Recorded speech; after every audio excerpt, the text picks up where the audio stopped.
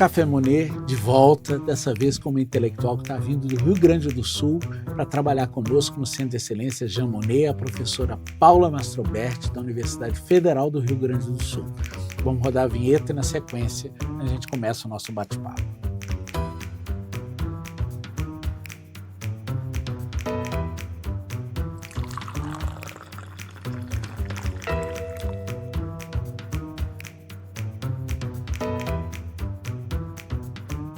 Professora Paula Mastroberti, seja muito bem-vinda, uma alegria poder recebê-la aqui. A senhora que está vindo, ou você, experimente você, eu vou chamar de você. Ela é uma jovem artista e o pessoal da arte, a gente sabe, sempre está muito mais jovem, porque por dentro está ainda mais jovem do que a gente, porque a mentalidade fica sempre uma mentalidade intensa e viva. A professora Paula está começando agora nesse primeiro semestre de 2026 um estágio pós-doutoral no nosso programa de pós-graduação em Direito, dentro do Centro de Excelência Jean Monnet e da Cátedra Filotec, que é a Cátedra de Filosofia da Tecnologia, conduzida pela professora Maria Brochado, que é a parceira nesse processo, é ela quem está ali recebendo na UFMG. Mas eu lhe dou as boas-vindas, é uma alegria tê-la aqui conosco. É uma alegria também para mim. Imagina, para nós é um enriquecimento enorme, o privilégio é todo nosso, porque a professora Paula é bacharel em Belas Artes pela Federal do Rio Grande do Sul, depois fez mestrado e doutorado em Letras na PUC do Rio Grande do Sul, é professora do Departamento de Artes Visuais da Federal do Rio Grande do Sul, que é o departamento de origem dela. Como artista, não é simplesmente uma artista plástica de um único meio, ela trabalhou com pintura, com instalações, com arte tridimensional, é ilustradora, tem sido nos últimos tempos trabalhado mais com quadrinhos, né, uma quadrinista. Teve uma experiência internacional muito interessante em Berlim também, com uma residência artística alguns anos atrás. Que bons ventos a trazem. Pois então, esse meu interesse de fazer essa interlocução com o direito tem a ver primeiramente com a Maria Brochado, cuja tese eu li, publicada em livro, e senti que ali havia uma possibilidade mesmo de uma conversa entre o direito e as artes visuais. Há muito tempo eu venho estudando o assunto relacionado ao que a gente chama de inteligência artificial, um nome que todos conhecem assim, né? Inteligência artificial, mas que a gente discute porque não me parece muito correto essa expressão. Mas, enfim, esses sistemas que envolvem humanos e máquinas inteligentes, sobretudo nos processos generativos, nos processos criativos, né? Especialmente na criação de imagens, eu tenho me interessado bastante por isso. Como uma profissional que já atuou no mercado durante muito tempo, eu também trabalhei com cinema de animação durante 15 anos. Eu trabalhei em várias frentes durante muito tempo, né? Uma artista polifacetada, multifacetada, como é que você se... Você pode me chamar como você quiser, mas eu não sei, não tenho assim Eu sou uma artista, ponto. Eu também escrevo, sou escritora, já ganhei troféu Jabuti. Verdade, eu não esqueci de mencionar, mas é premiada no Jabuti, exatamente. E outros prêmios, tem outros prêmios também. Tive livros polêmicos que foram censurados em escola, retirados. Que maravilha, parabéns. Eu tenho uma história muito boa. Isso é sensacional, você ter livros censurados e retirados de escola é um indicativo preciosíssimo da sua inteligência. Então, nesse caso, é inteligência mesmo. Nesse não caso. É como a inteligência artificial que muitos de nós duvidamos que seja inteligente. Né? Então, a ideia então foi fazer essa interlocução no direito para me aprofundar nas questões éticas, sobretudo na filosofia da tecnologia, na filosofia do direito também, porque eu tenho discutido, e hoje na minha fala, que eu vou apresentar lá na Faculdade de Direito, né, eu vou falar um pouco também, vou abordar, após uma explanação sobre as questões da imagem, né, a lei de direitos autorais, que eu acho que está, digamos assim, defasada, ela é de 1998 e nós precisaríamos fazer uma revisão. É claro, eu não tenho nenhuma expertise na área do direito para fazer isso, mas eu queria contribuir com alguns pensamentos nesse caso, né? Então, enfim, foi um diálogo muito prolífico com a professora Maria Brochado, nos damos muito bem, uma pessoa muito querida. Ela foi muito incisiva em colocar o imenso aporte que você está trazendo para nós, que é muito importante, para o Centro de Excelência Jean Monnet, porque na nova configuração que nós estamos propondo, um dos eixos dentro do Jean Monnet vai ser exatamente o eixo de inteligência. E é muito difícil, embora o direito seja, ou tente ser, um espaço de cultivo da cultura, da alta cultura, com uma autoimagem de professores que se consideram professores muito cultos e muito eruditos, e antigos professores falantes de latim, tradutores de grego. O fato é que talvez a gente não consiga manter um diálogo com a arte moderna, um diálogo com a arte contemporânea, e aí não sei como é que você utiliza esses dois conceitos, moderna e contemporânea, mas o fato é que para nós a arte popular, a pop art, é sempre um problema, porque muitos de nós ainda achamos que a cultura adequada é a cultura livresca, bacharelesca, antiga, e não necessariamente a cultura que está aí. Por exemplo, para pegar uma das suas expertises mais recentes e onde você tem se destacado mais intelectualmente, a questão dos quadrinhos, né? Não sei se você sabe, mas houve um professor há muitos anos atrás, que o Luiz Alberto Alvará era argentino, mas trabalhou a vida toda na Universidade Federal de Santa Catarina, e um dos projetos de pesquisa dele era trabalhar Hans Kelsen, um autor importante do direito, e a teoria da norma fundamental do Hans Kelsen, mas sob a forma de quadrinhos. Ele queria ensinar Kelsen em quadrinhos. Uhum. E todo mundo achava aquilo a coisa mais estranha, criativa, diferente, inusitada do planeta Terra. Será que a arte tem um papel que a gente está esquecendo também para a compreensão do humano, e pensando nisso, para a compreensão das regras éticas de vida humana? Como é que você vê essa aproximação? Eu acho que a arte é um dos aspectos humanos onde o humano tem a possibilidade de se expressar com muita liberdade. Né? Não que isso seja isento de ética. Eu acho que uma das maiores questões no meio das artes é relacionar a poieses com a ética. O fazer, né? e o dever fazer. O criar, né? E com como se faz, né? Eu sempre gosto de me remeter a Aristóteles nesse sentido, né? Onde ele traz uma poética que é a soma da ética com a estética, no teatro, na tragédia grega. E eu trago muito isso para as artes visuais, porque eu acho que a gente precisa pensar sobre isso. Nesse sentido, as artes, ela tem uma contribuição muito importante, porque ela fala pelo sensível. A nossa linguagem não é a da razão, a nossa linguagem é a linguagem da emoção, é a linguagem da sensibilidade. Pela sensibilidade, a gente se faz compreender, às vezes, de formas invisíveis. Embora seja artes visuais, um nome que eu, aliás, questiono, essa nossa área chamar-se artes visuais, eu preferia quando ela era artes plásticas, que é o diploma que eu tenho de formação. Na verdade, a sensibilidade como um todo, não só visual, mas auditiva, sonora, porque a música não é a única a se apropriar das sonoridades. Nós temos obras de artes contemporâneas que utilizam o som como matéria. A sétima arte, afinal de contas, trata de todas essas artes. Todas, o audiovisual, cinema, né? Que seria o cinema, né? O cinema é isso, né? Uma arte que lida com várias especificidades sensórias, com exceção do tato e do olfato, que isso o cinema ainda não traz. Ainda sempre é possível. Eu não sei se é uma boa trazer, mas enfim. Mas é isso, eu acho que o sensível se aproxima das pessoas numa primeira idade, como dirá Charles Sanders Peirce. Eu sou uma semiota triádica e anticartesiana. Então, na abordagem de Peirce, o sentimento, o sensível, ele chega primeiro. Ele é o primeiro signo que aparece do objeto ao qual nós não teremos acesso. E isso faz com que as pessoas se aproximem, às vezes, de conteúdos como, por exemplo, essa lei, esse teórico, né, de uma forma um pouco mais, vamos dizer, orgânica. Né? Não vou dizer fácil, porque nem sempre a arte é fácil. O quadrinho não é uma arte fácil. Né? Quem pensa que quadrinho... vamos fazer quadrinho, porque quadrinho todo mundo vai entender. Não é bem assim que funciona.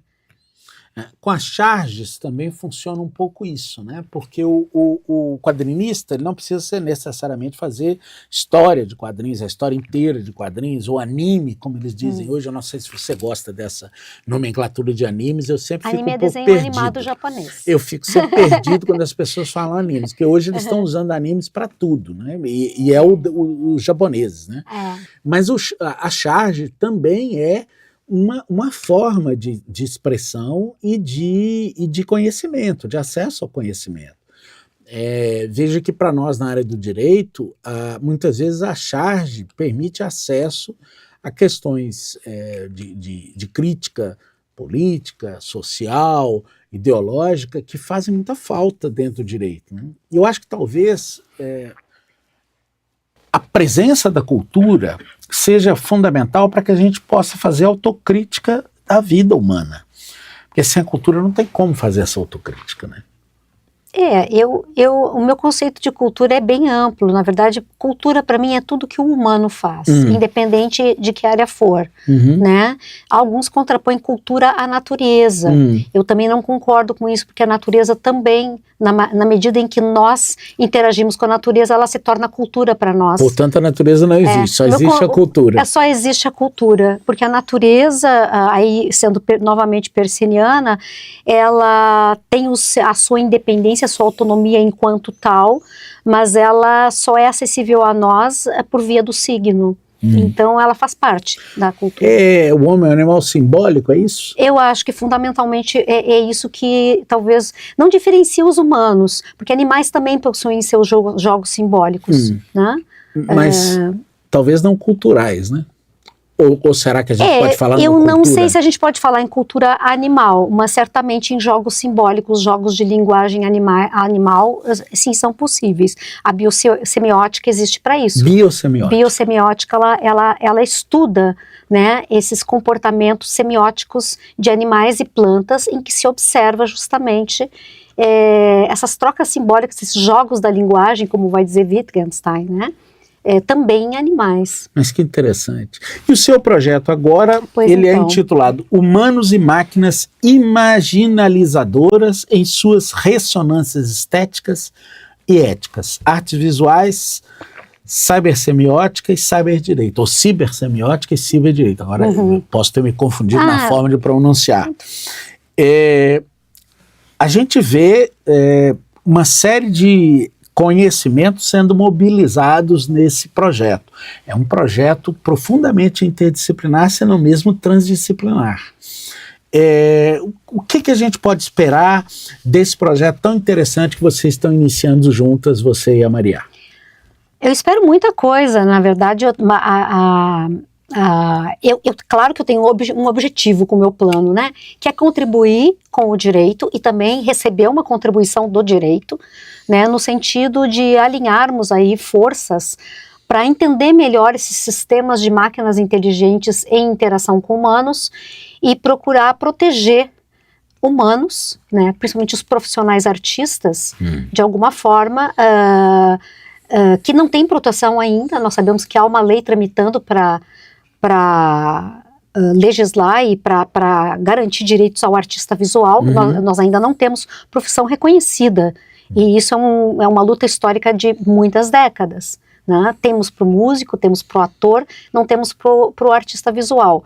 Então há uma lei tramitando nesse sentido, que ainda não foi aprovada até a última vez que eu olhei no Senado, mas me preocupa muito que a tecnologia está chegando muito rápido e não está nos dando tempo de nos prepararmos, né? Nós, profissionais das artes, que atuam com a grande mídia. Vamos falar mídia de massa para o pessoal entender bem, né? Eu não gosto da palavra massa, porque eu não entendo população como homogênea, nem massa de modelar, né? Mas é o termo que as pessoas ainda meio usam. Consagrado, mass media, né? Então, há muitos artistas que trabalham nessa designers, ilustradores, os próprios quadrinistas, animadores que fazem filmes de animação, enfim, e que estão se sentindo alguns celebram, usam, né, a esse jogo, essa divisão.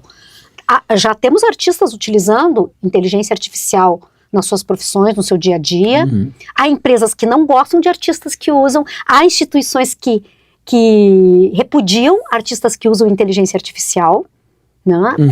Enfim, há toda uma cadeia que, na minha opinião, precisaria ser legislada e a lei de direitos autorais não está preparada para nos apoiar nesse sentido. Parece que, bom, quem estuda um pouco a questão dos direitos culturais, pensados como direitos fundamentais, entende que existem 3 diferentes tipos de, ou campos de direitos culturais. As liberdades culturais, que dizem respeito exatamente à preservação e à proteção do artista, aí pensado em sentido mais amplo possível, ou do pensador. As igualdades culturais, pensadas como direito de acesso à produção cultural, que não pode ser restrita a pequenos grupos, mas ao contrário, tem que ser a mais democrática possível.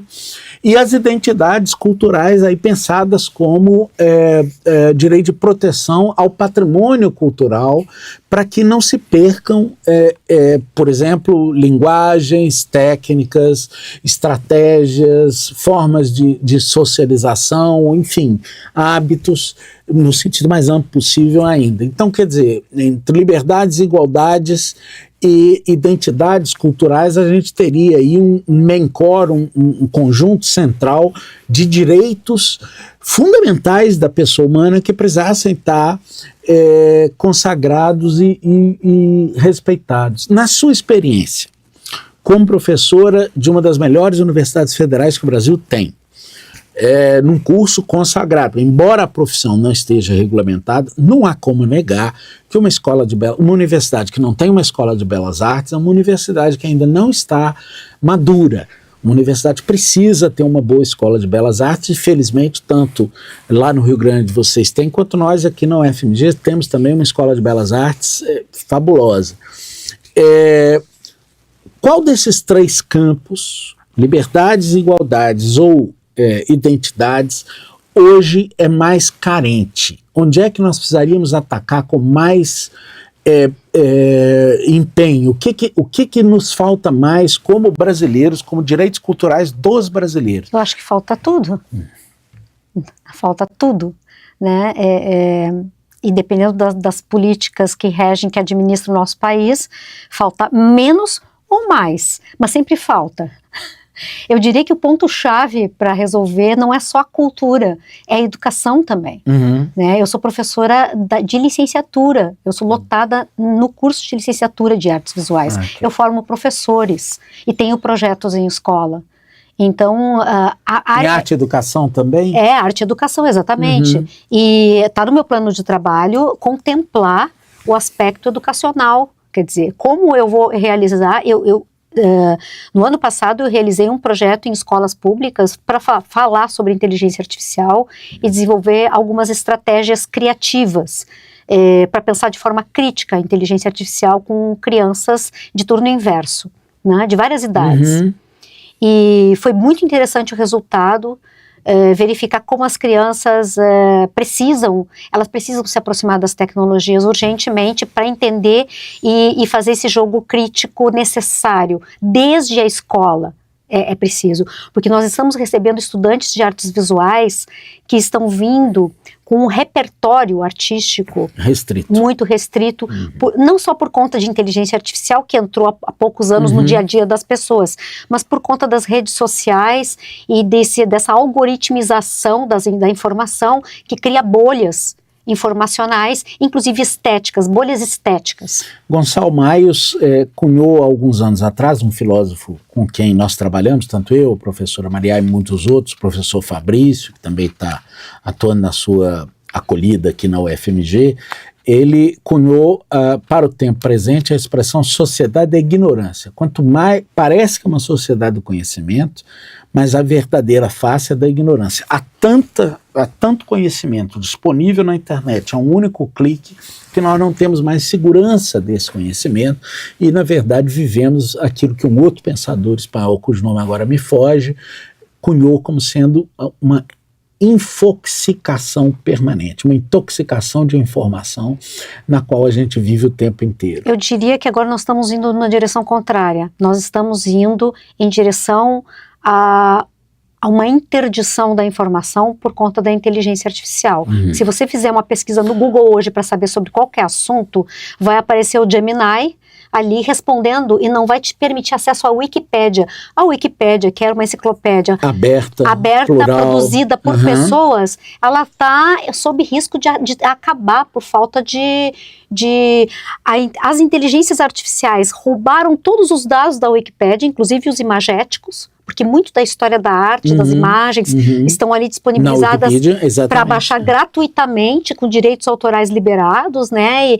E a Wikipédia já não é mais o nosso primeiro acesso. E você custa achar, você faz a busca no Google, tem que ir lá embaixo para encontrar a Wikipédia muitas vezes. Há alguns anos atrás eu tive uma experiência muito desagradável, porque eu queria assistir séries numa plataforma com som original em alemão. Pois então. Não havia como cercar isso aí.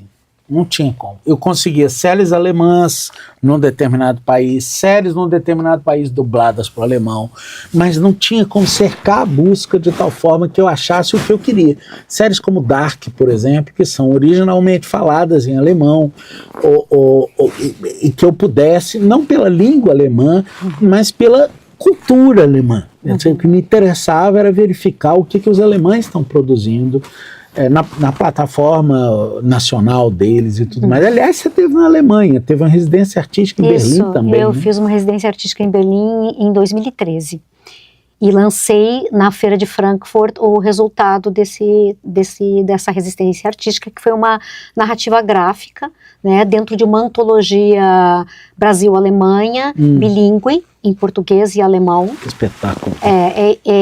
Foram 3 quadrinistas brasileiros e 3 quadrinistas alemães que vieram para o Brasil, e nós fomos para lá. Cada um ficou, uma quadrinista ficou em São Paulo, outra quadrinista ficou em Salvador e um quadrinista ficou em Porto Alegre. Com vocês? Não, e nós trocamos. Trocaram, ao mesmo enquanto tempo. Eles estavam aqui, nós estávamos em Berlim, Hamburgo e Munique. Fabuloso. Você ficou com Berlim. E eu fiquei com Berlim. Que espetáculo. No vídeo. Uma última perguntinha, capiciosíssima, mas essa é a pergunta que eu não dou conta de não fazer para alguém que trabalha com quadrinhos. DC ou Marvel? E por quê? Nenhum dos dois. Quando eu era adolescente, eu lia muito super-herói, mas eles são muito machistas. Eles até tentam agora compensar isso de alguma forma. O Batman é gay, não pode ser machista, né? Não, agora eles estão transformando esses heróis, né? Estão modificando a base axiológica dos super-heróis, né? Mas eu particularmente não gosto de quadrinho industrial, eu prefiro quadrinhos alternativos. Ontem mesmo passei na livraria Quixote, desculpe a propaganda. E descobriu o Celton. Descobri, quadrinistas mineiros. O Celton é o mais importante. Bom, eu comprei uma revista que é produzida aqui em Minas, com autores Nós temos um quadrinista mineiros. Conhecidíssimo que vende nos sinais, ele faz as próprias revistas. Olha só. Chama-se Celton. Ninguém me falou dele. E talvez ele não esteja mais... Bom, eu posso estar pensando em alguém que há 10 anos não publica, porque há um bom tempo eu não vejo os quadrinhos dele. Então ele não dele. era só um quadrinista, ele era zineiro também. O que quer dizer zineiro? Pois então, é a terceira vez que eu tenho que explicar o que é um zine. O pessoal de Minas, vocês produzem zines maravilhosos, e zine é uma revista alternativa, uma revista exato. Que fica com colagem. É isso mesmo. Ele fazia dezenas delas e ficava vendendo no sinal com uma placa enorme. Amo. As próprias revistas dele. Sou colecionadora de zines, inclusive. Celton, vou pedir. É um outro ponto que você tem contato com a professora Maria. Eu não sei se você sabe, mas ela iniciou a carreira dela como professora com um projeto chamado Paideia Jurídica, preocupado exatamente em levar direitos fundamentais, direitos humanos, ou como ela diz, direitos humano-fundamentais, para o ensino médio, para o ensino fundamental, porque ela entendia que era preciso haver um processo de formação para a vida no Estado de Direito e para o respeito dos direitos humanos. Que alegria poder conversar com você. Nossa professora Paula Mastroberti, da nossa co-irmã Universidade Federal do Rio Grande do Sul, dialogando conosco no Centro de Excelência Jean Monnet. Muito obrigado. Eu que agradeço, imagina a oportunidade. A oportunidade para nós é gigante. Muito obrigado mesmo. Agradeço eu. Obrigada.